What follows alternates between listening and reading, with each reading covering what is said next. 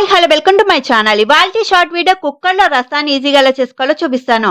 Bachelors కి, working ladies కి చాలా త్వరగా అయిపోయే రెసిపీ, టేస్ట్ కూడా సూపర్ ఉంటుంది.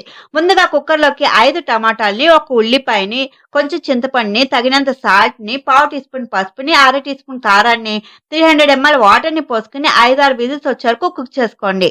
రసం పొడి కోసం జార్లోకి అర టీ స్పూన్ మిరియాలని, 1 టీ స్పూన్ జీలకర్రని, 2 టీ స్పూన్ల ధనియాలని, 1 టీ స్పూన్ కందిపప్పుని, 5-6 వెల్లుల్లి రెబ్బల్ని, ఒక రెమ్మ కరివేపాకుని యాడ్ చేసుకుని ఫైన్ పౌడర్ లా గ్రైండ్ చేసుకోండి. ఇప్పుడు చల్లారిన టమాటా ముక్కల్లోకి 1 లీటర్ వాటర్ ని యాడ్ చేసి బాగా పిసికి వేస్ట్ ని తీసేయండి. ఇప్పుడు రసం పొడిని కూడా యాడ్ చేసుకుని బాగా కలిపి పక్కన పెట్టుకోండి.